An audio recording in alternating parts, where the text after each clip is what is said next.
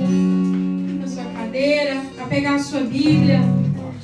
Vamos juntos em João 17. Eu te convido a entrar no lugar agora. Já eram aproximadamente 5 a 6 horas do momento da crucificação de Jesus. E eu te convido a entrar no lugar agora que Jesus estava, que era a presença de Deus. E Jesus, em João 17, ele vai orar. Ele vai orar por ele.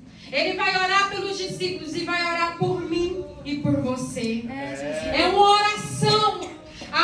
Uma das últimas orações que Jesus faz, até o momento de cruz, ele fala com o Senhor, porque ele está em constante oração, em constante conversa com o seu Pai.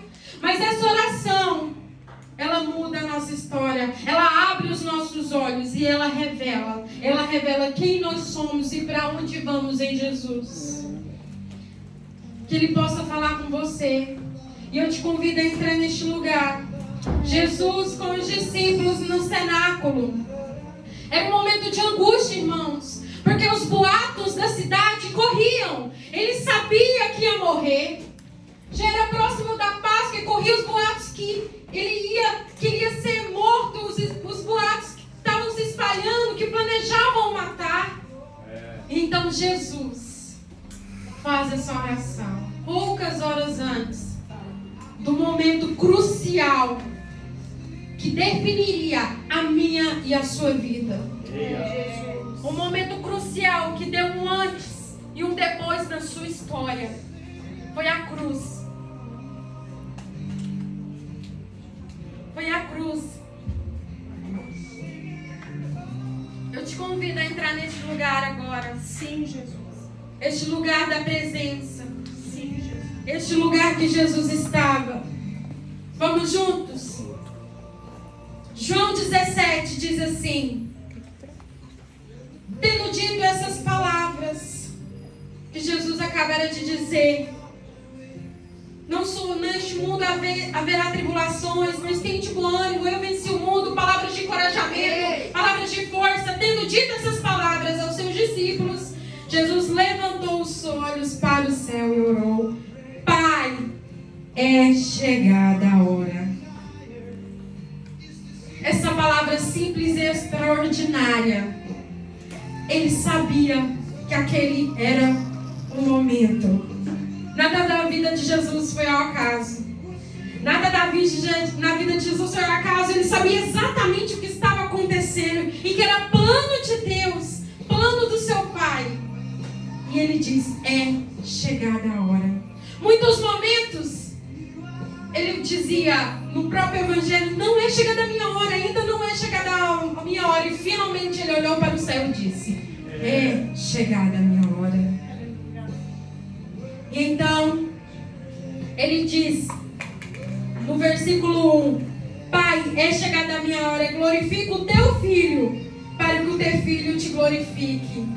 Irmãos, não era derrota, não era o fim, não era fracasso, não era vergonha, não era o fim da nossa história. O mundo, os judeus, os satanás, eles se levantavam contra Jesus em fúria para os matar e achavam-se vitoriosos.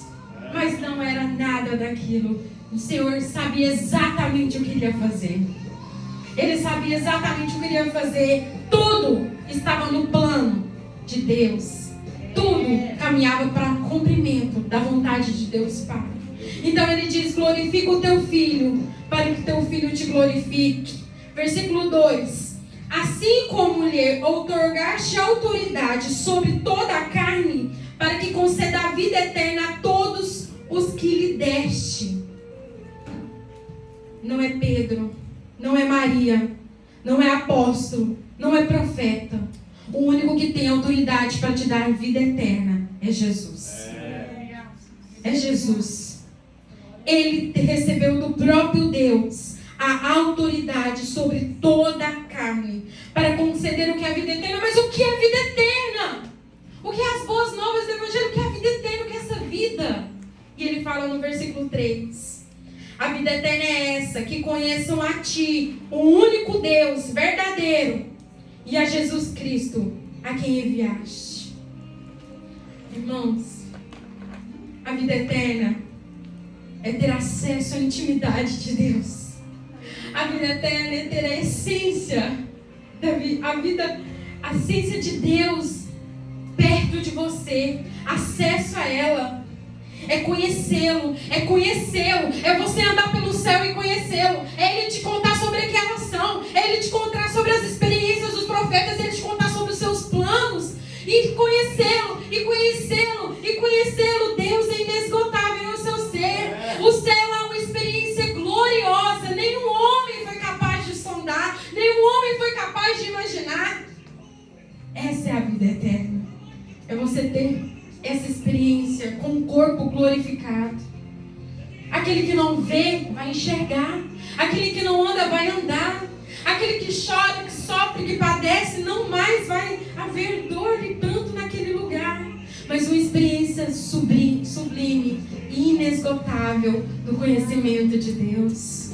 Deus é ilimitado, Deus é inesgotável. Todo o tanto que você conhecê-lo ainda será pouco. Isso é por toda a eternidade. Essa é a vida eterna. E o versículo 3 diz: essa é a vida eterna, que conheçam a Ti, Deus, o único Deus, e a Jesus Cristo que enviaste. A vida eterna é para os separados, é para os escolhidos, é para aqueles que amam verdadeiramente a Jesus, que se deleitam na sua presença e são consumidos por ela, e nela está o seu prazer. Essa é a vida eterna. No versículo 4 diz: eu te glorificarei na terra, finalizando a obra que entregou para mim realizar. Jesus foi fiel até o fim. Jesus foi fiel até o fim. Ele tomou sobre si o cálice da ira de Deus sobre o pecado. Você sabe o que é isso? Todo mal, todo pecado, toda sua sujeira, todas as suas mentiras, tudo que você fez de errado, Ele tomou sobre si o cálice da ira de Deus. Ele sofreu, e sofreu morte de cruz. E Ele fala: eu te glorifiquei na terra, eu te glorifiquei na terra. E esse versículo me lembra aquela passagem que mostra Jesus na cruz, nos seus últimos suspiros. Aqueles soldados esfregando a esponja com vinagre para aliviar a morte, anestesiar a dor, e Ele não. Ele se recusou, Ele sentiu a dor intensa até o final, por você e por mim. E Ele termina dizendo, tetelestai, que é uma palavra em grego que diz: está consumado. Eu te glorifiquei na terra, Jesus, até o fim, cumprindo a minha missão. Até o fim, cumprindo. E o versículo 5 vai dizer: e agora, Pai, glorifica-me junto a Ti, com a glória que tinha contigo antes que o mundo existisse. Esse momento, ele fala da recompensa. Jesus Cristo sendo Deus, lá em Filipenses ele vai falar que Jesus sendo Cristo, sendo Deus, humilhou-se, veio à terra e sofreu morte de cruz. E Deus lhe deu um nome que está acima de todo nome, para que todo joelho se dobre diante do nome dele. A recompensa da obra da redenção foi o Filho ser glorificado à destra de Deus. Por isso ele é chamado sumo sacerdote, porque ele está à direita de Deus, intercedendo por mim e por você. Ele foi um Deus que entrou, tomou pele humana, calçou as sandálias da humildade, como ovelha matadora, se calou. Ele diz a Pedro: eu poderia mandar multidões de anjos para que me defendessem, mas ele disse: não, eu escolho por amor a eles, aqueles que foram despertados e aqueles que há de vir, por amor àqueles. Eu padeço e padeço morte de cruz. E então, ele diz, glorifica que eu, no versículo 5, com a glória que eu tinha contigo antes que o mundo existisse. A obra da redenção, ela, desde o início, desde a criação, ela foi concebida no coração de Deus. Porque a palavra vai dizer que o verbo se fez carne, o verbo se fez carne, o verbo estava com Deus e o verbo era Deus. O verbo era a palavra, e a palavra era Jesus, era a ação.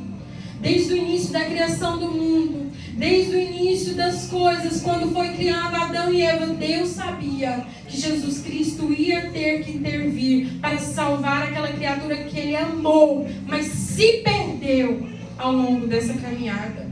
Então Ele diz: me devolve a glória que me deste antes do início, antes que o mundo existisse.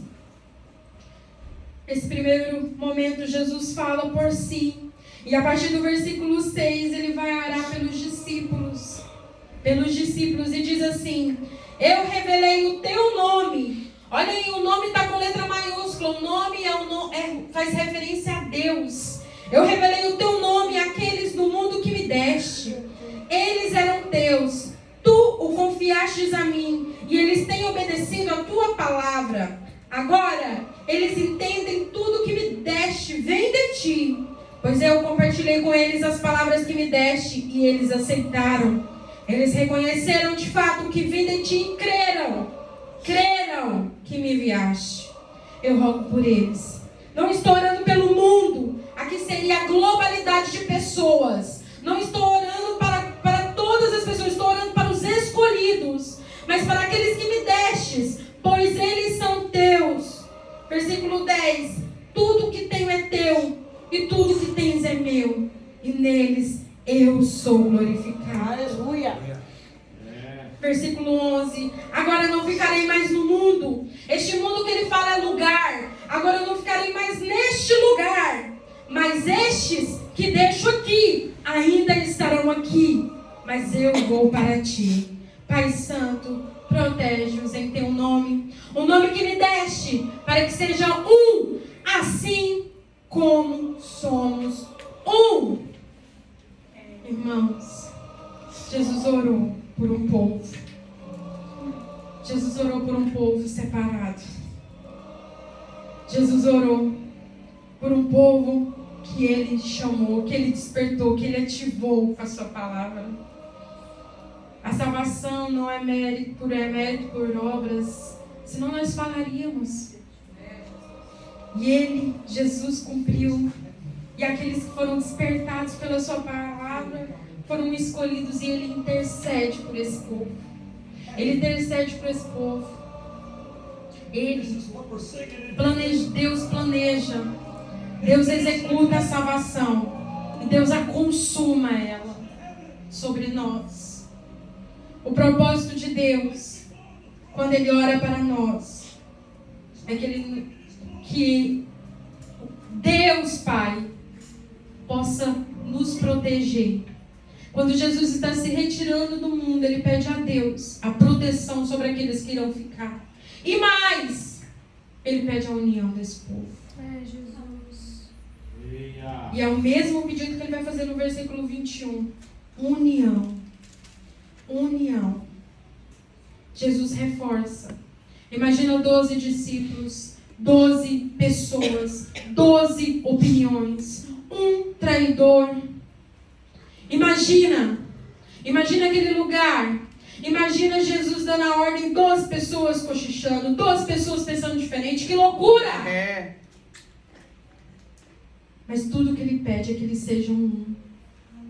E eles são um quando eles estão na missão. Eles são um quando eles estão em Jesus.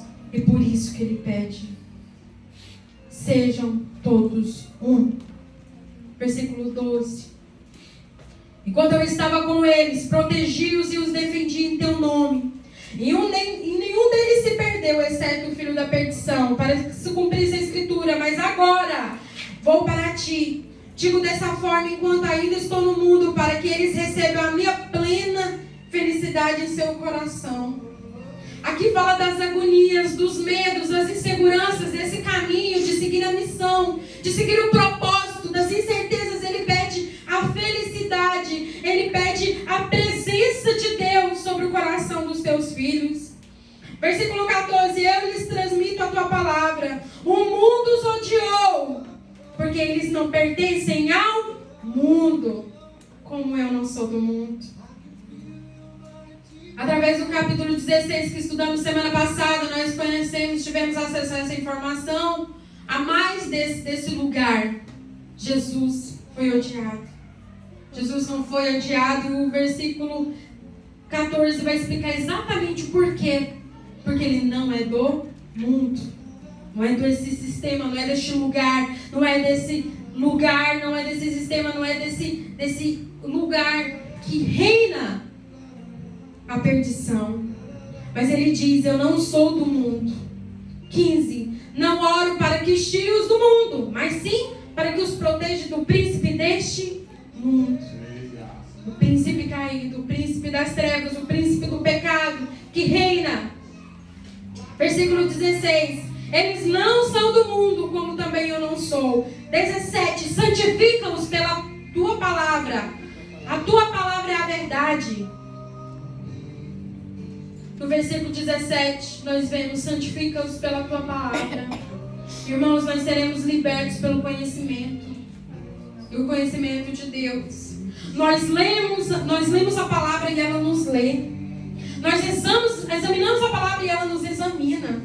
É algo poderoso. Nós entramos nela e ela entra em nós, limpando, santificando, somente pela palavra e a palavra de Deus.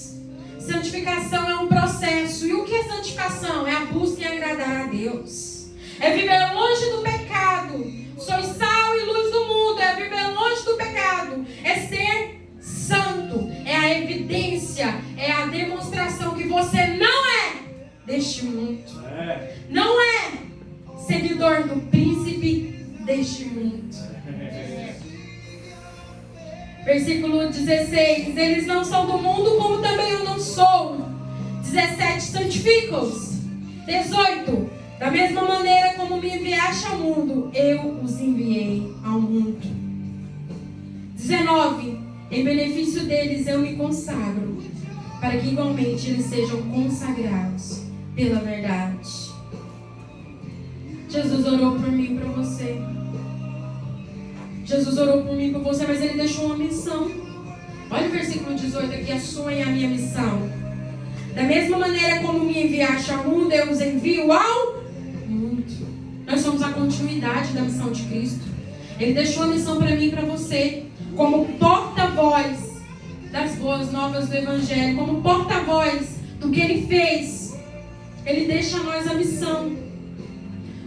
No versículo 20 ao 26, agora Deus ora por mim e por você. Por mim e por você, que seriam aqueles que crerão. Aqueles que crerão. Na oração sacerdotal de Jesus, agora ele ora por aqueles que irão crer. Se veja no texto, olha como somos adotados. Versículo 20.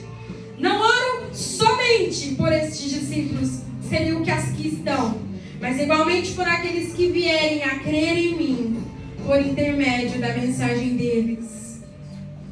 A missão dada aos discípulos era que pregasse a palavra e levasse o evangelho ao mundo. E nós fomos alcançados. E ele ora por nós.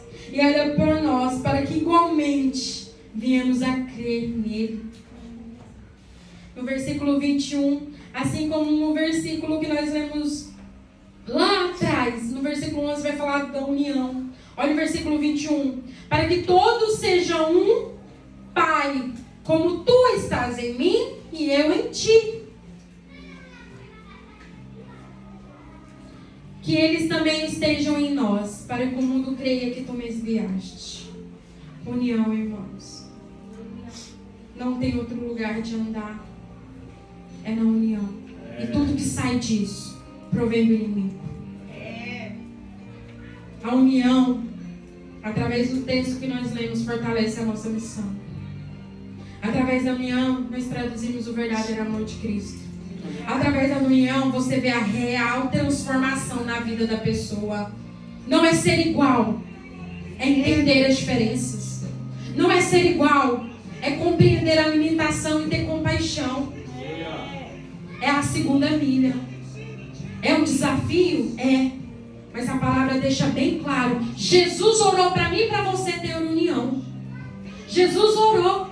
Ele se colocou neste lugar como eu e o Pai somos um. Que eles sejam como nós. Reforçou este lugar. União, não há outro lugar para caminhar.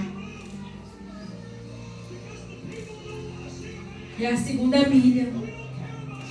É a segunda milha. Mas se me feres a face, lhe dou a outra. Mas se me tomas a minha túnica, lhe dou também a minha capa. Mas se me mandar andar uma milha, ando duas. É um lugar que o mundo não quer estar. Mas a igreja alinhada em Cristo Jesus, com Jesus no centro, que recebe a sua palavra e a oração que vem do próprio Deus para a sua vida, caminha em união. No versículo 22 diz: eu lhe tenho transferido a glória que tem me dado, para que eles sejam um como nós somos.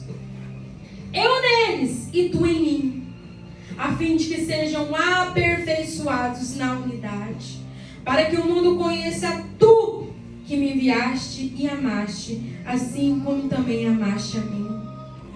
Irmão, é a sua união que traz evidência de Cristo. Olha o versículo que nós lemos, o 23. Ele nos aperfeiçoa, a união nos aperfeiçoa, a união nos evidencia como seres de Cristo. Versículo 24, que vai falar da glorificação. Pai, eu desejo que os que me deste estejam comigo onde eu estou e contemplem a minha glória. A glória que me outorgaste, porque me amaste antes da criação do mundo. Jesus faz a mesma oração do versículo 5, só que agora ele fala da glorificação da glória dele. Ele partilha com você e comigo. Ele partilha com você e comigo dessa glória. Ele fala: Pai, que eles também contemplem dessa glória. Que eles também estejam comigo nessa glória desde antes da criação do mundo que me deste. Versículo 25: Pai justo, o mundo não tem te conhecido. Eu, porém, te conheci. Assim como estes entenderam que tu me enviaste. O mundo aqui seriam as pessoas, o sistema como um todo. Jesus falou, mas foram poucos que entenderam e creram. E no versículo 26 ele diz: e eu lhes dei a conhecer o teu nome, com letra maiúscula, faz referência a Deus. Eu lhes dei a conhecer o teu nome e ainda continuarei a revelar, a fim de que o amor com que me amaste esteja neles e eu neles esteja. Nós somos aperfeiçoados pelo amor, pela santificação, pela união. Jesus compartilha com nós a sua glória. Jesus orou por nós. Jesus orou por nós. Ele era o único que poderia completar. Ele era o único que poderia ser capaz de suportar o peso do pecado da humanidade. Ele era o único. E ele fez isso. E horas antes desse momento acontecer, ele lembrou dos seus discípulos, lembrou de mim, de você, que era a causa, que era a paixão, que era o resultado, que era o presente de todo esse sofrimento que ele estava passando.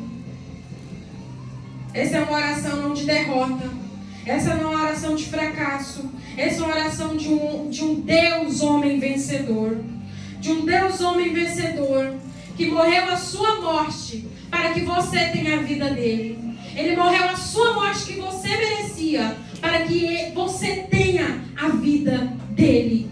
E a vida dele não é nesse mundo. A vida dele está nos céus, está na glorificação dos céus, está no lugar eterno, está no lugar que eu e ele te apresentou através do texto, está naquele lugar que ele te convidou a entrar e pediu ao Pai que nos levasse junto neste lugar, depois que ele fosse ressuscitado. Não é a oração de um derrotado, mas de um vencedor, que permaneceu, e permaneceu fiel até o fim. eu e você, eram como aqueles que estavam na multidão. Quando disse, solte Jesus ou Barrabás. Nós, homens presos em pecados, presos na mentira, homens caídos que estavam com os olhos tampados, nós gritávamos, solte Barrabás. Mas Jesus nos amou.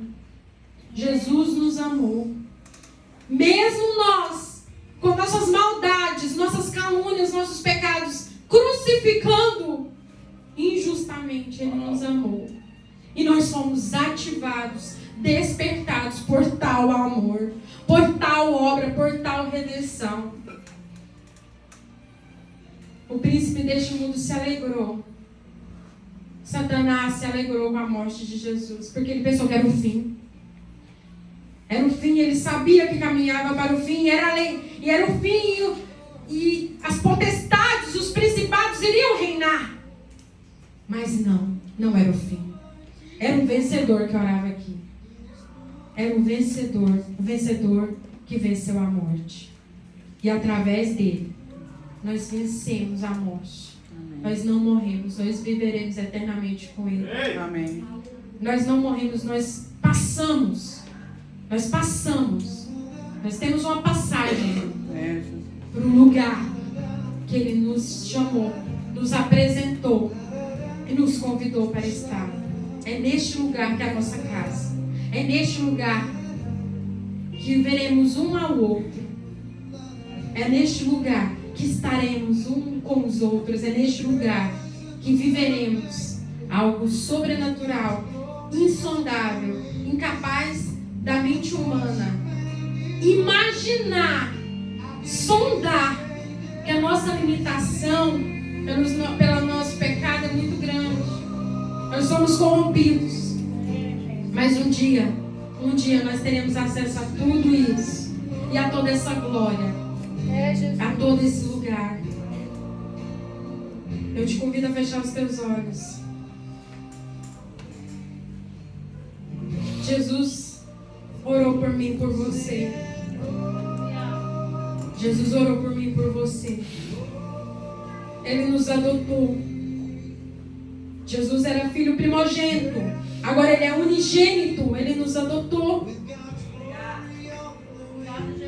Ele nos chamou.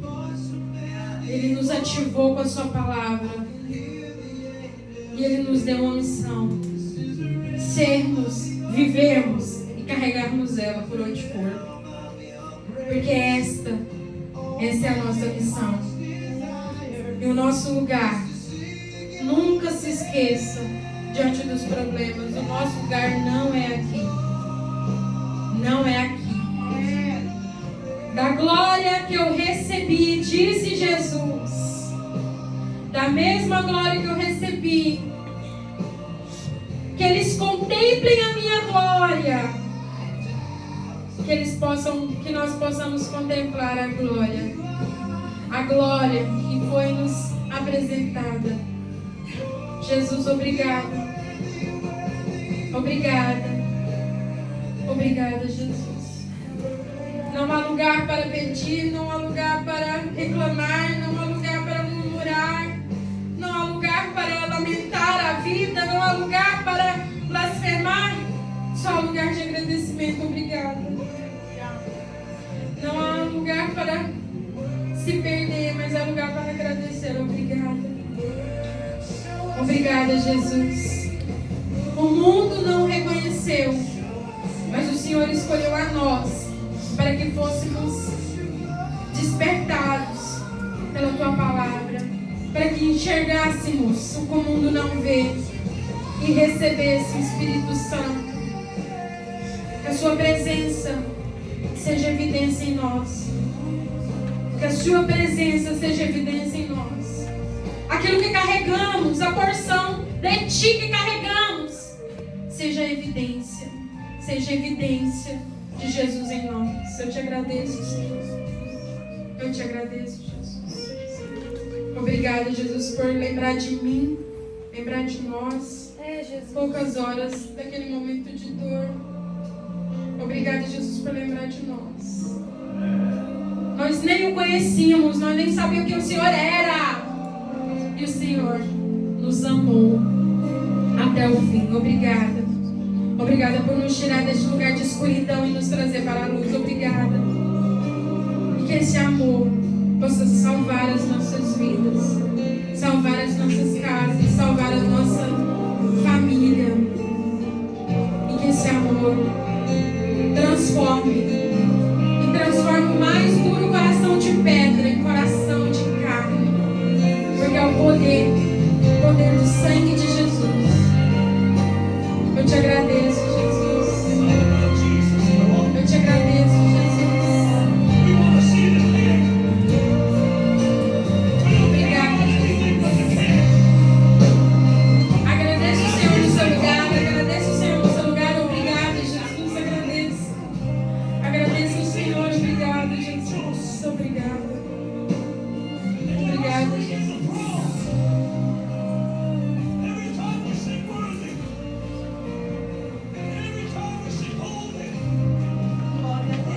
Amém?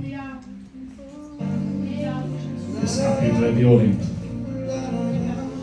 Eu nunca esqueço quando eu encontrei esse versículo 26 nas Escrituras. Um Jesus que estava na eternidade e um dia pisou na terra e orou por mim e por você. Isso é muito forte. Acho que o dia que eu encontrei, certeza, no dia que eu encontrei esse versículo, mudou tudo. Eu tenho um amigo meu, ele é judeu não messiânico, porque ele não acredita em Jesus. E aí a gente conversando, e aí um dia eu falei para ele assim, ele nem fala comigo sobre Jesus, porque ele sabe que Jesus é minha vida, né? Aí nós conversando, tomando um café, e ele falava uma coisa e tal, depois a gente trocando ideia lá, eu disse assim, mano, não tem como não amar Jesus quando nós sabemos que Ele saiu do paraíso e orou por mim e por ti. Para pensar, pastor Deus, Ele lembrou da sua vida, Ele lembrou da nossa vida. E esse capítulo, quando ela estava falando aqui sobre unidade, né, eu lembrei de uma fase que eu mais e minha esposa passamos. Eu já estava pastoreando, e aí eu falei, vou começar a orar nas ruas. Só que eu precisava alinhar primeiro antes de fazer. E a gente saía todo empolgado. Vamos orar nas ruas, vamos na porta do centro espírita, vamos na onde Deus mandar na cama. E nós saía de mão dada e voltava brigando. Mas que tem a ver isso com unidade? Aí eu falava, Senhor, mas eu não aguento mais não. Eu quero ver a minha família unida. Aí o Senhor disse assim, então para de olhar os defeitos dela e começa a olhar o seu. Bem isso. Eu falei, meu bem, descobri a chave para a gente parar de brigar. E ela, qual? Para de olhar meus defeitos, olha o seu que eu vou olhar os meus. Tudo muda. Você pode ter certeza que a unidade vem sobre nós. Porque quando você olha os seus defeitos, você não tem nem coragem de olhar para o defeito da sua esposa ou do irmão. Então esse é o lugar que Jesus nos chamou nesta noite. De olhar cada um para dentro de si e amar. Porque não tem como. Não tem como eu e você não amar quando a gente começa a olhar para dentro da gente. Fala, meu irmão não é nada. E é o que ela ministrou aqui. A unidade só vai vir sim, no dia que cada um olhar para dentro de si. E esse é o melhor momento para o reino de Deus. Irmãos, hoje foi muito forte o que aconteceu aqui dentro. Nós estávamos aqui, todo mundo aqui preparando a missão, fazendo ali o almoço, preparando a mesa. Aí chegou uma senhora aí falando inglês. E aí a Miriam chegou e depois começou a falar com ela. Aí nós falamos do trabalho. Ela, sim, aí você fica para almoçar com a gente? Aí ela, não, eu não vim aqui para almoçar. Eu não vim buscar nada aqui. Eu vim trazer. Ela veio aqui dentro e colocou uma oferta. Jesus está trazendo. Jesus está tocando vidas lá fora para nos ajudar aqui. Eu estava na rua. No meu aniversário, eu estava com a minha esposa, eu falei assim, nossa, meu bem, faltando um dinheirinho pelo menos para um frango, né, para nós comer e tal. Ah, Jesus, se você pudesse mandar. Aí um rapaz que nunca entrou dentro dessa igreja aqui, ele é de uma igreja aqui dentro de Ouro Frio, ele mandou uma mensagem para mim, 10 minutos, Jesus é rápido demais, né? 10 minutos depois ele disse assim, pastor, eu estou te mandando uma oferta aí. Aí eu, deve ser para a igreja, né, para missão. É para a igreja ou para mim? Porque eu falei com Jesus para mim, né? Eu estava querendo um franguinho, né? Aí eu pensando. Aí, não, pastor, esse aqui é para você. Eu falei, Jesus, cuida de todos os detalhes. Só que a gente só quer coisa grande, né? Nós temos que começar a valorizar as pequenas para depois receber as grandes. Então, contenta com o que o Senhor está te dando. Aí nós fez lá um franguinho, um quiabo e um giló. Quem gosta? Aí você vê os 3 ainda, né? Então, irmãos, esse é o momento de você ofertar e dizimar nessa casa. Esse é o momento de você dizimar e ofertar nesta casa. Não fique de fora do que Deus está fazendo aqui. Se você tem dúvida do trabalho, senta conosco, vem para perto, vem estar aqui com a gente. Procura saber o que está acontecendo neste lugar. E eu tenho falado para os meninos, vocês pegam firme, porque o dia que Deus me levar, esse trabalho não pode parar. Se faltar dinheiro, se faltar um franguinho na panela, tem que continuar. Aqui é assim, irmão, ó, o que tem nós comemos. E todos comem, e parece, ninguém reclama, é um banquete. Cheguei no médico semana passada, o médico falou que eu não podia comer mais macarrão, porque... Aí eu falei assim, não, mas a dispensa está cheia de macarrão. Hoje eu almocei macarrão e lanchei macarrão até. Estava ali dentro. E é isso. Deus não vai deixar faltar nada na sua vida, na missão e neste lugar. Amém? Vamos nos colocar de pé. Senhor, eu sei que o Senhor está atraindo as pessoas para ajudar nesta obra. Então eu quero orar pelos da casa, Senhor. Eu quero orar por o exército que o Senhor levantou neste lugar, para que nenhum deles venha ter medo de ofertar e dizimar na tua casa. Nós sabemos, Pai, que é necessário. Nós sabemos que há despesas.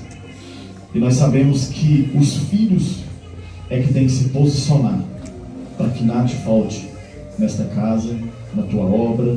E não só nós oramos por esta obra, mas toda a obra que está fazendo a tua obra, Senhor. Então, Jesus, eu oro para a dispensa cheia dos teus filhos. Eu oro para portas abertas. Eu oro para que o Senhor destrave documentos. Eu oro para que eles venham chegar neste lugar e falar: o dia que eu entendi que é necessário partir o pão, o Senhor mudou a minha vida. Então eu declaro, Pai, eu declaro que o Senhor está tocando agora em nome de Jesus nas finanças dos teus filhos, para a honra e glória tua, em nome de Jesus. Pode sair do seu lugar?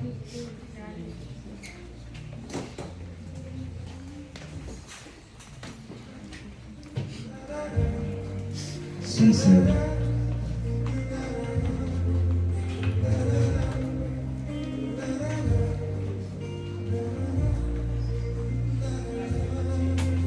Irmão, a pastora Denise, ela me ligou ontem e a gente estava conversando um pouquinho lá do trabalho lá na África. E em setembro eu estou indo para lá. E você que quiser fazer parte também, fala conosco. São 290 crianças que estão lá na creche. E creio que o Senhor vai levantar guerreiros também para ajudar naquela obra lá.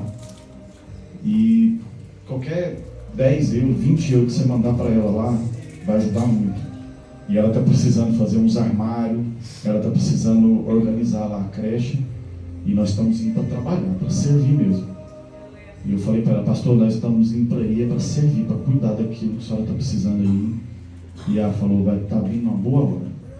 Então, irmão, não fica de fora disso. E interessante que ela acordou esses dias, foi no dia que ela me ligou, 6h30 da manhã já me ligou e falou: Netinho, deixa eu te falar uma coisa. Deus falou que você vai ajudar aqui não sei no que. Aí ela falou sobre um campeonato de futebol, né? Que ela está organizando, construindo, voltando os sonhos daquelas crianças e tal. E ela vai organizar um campeonato, um jogador do Porto que já vai ajudar ela lá também. E eu até entrei em contato com um jogador também do Benfica aqui, que é um amigo dele, é amigo nosso. E ele falou que vai falar com ele também. E eu creio que o Senhor vai levantar guerreiros para ajudar naquela obra. Porque é uma obra séria. É uma obra que tem 5 ou 6 anos que ela está lá, fazendo a mesma coisa. E ela já teve muitas propostas para ir para os Estados Unidos, para ir para a Austrália. E ela falou, não, eu não saio do lugar onde Deus me colocou. Então, não fique de fora. Amém? Vocês estão felizes? Amém. A palavra pegou ou não pegou? Sejam bem-vindos. Muito bom receber carinhos novos aqui, né? E nós estamos aqui terça-feira e sábado. Bem, depois para a mesa, conhecer o trabalho. Amém? Vamos colocar de pé? Quem aguenta mais 2 horas? Amém. A Michelle lá com 1. Feche vossos olhos. Yeshua, obrigado por esta noite. Obrigado pelo que o Senhor derramou aqui neste lugar. Nós sabemos que foi o teu mover neste lugar. Eu creio que nós vamos meditar nesta palavra que foi ministrada aqui. Eu creio que durante esta semana nós vamos, Jesus, colocar ela dentro de nós e vamos vivê-la. Nós sabemos, Pai, que não foi fácil para Ti. Nós sabemos que ainda não acabou. Nós sabemos que ainda precisa se cumprir muitas coisas.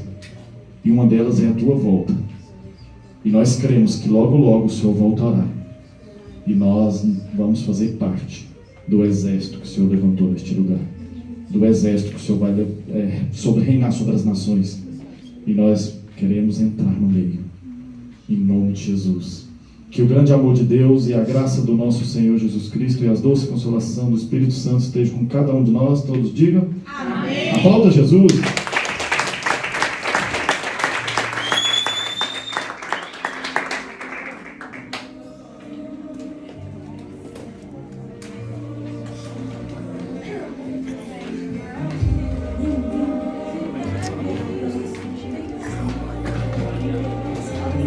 Calma, caramba, não posso parar de qualquer jeito não. Tá maluco? Não faz isso não.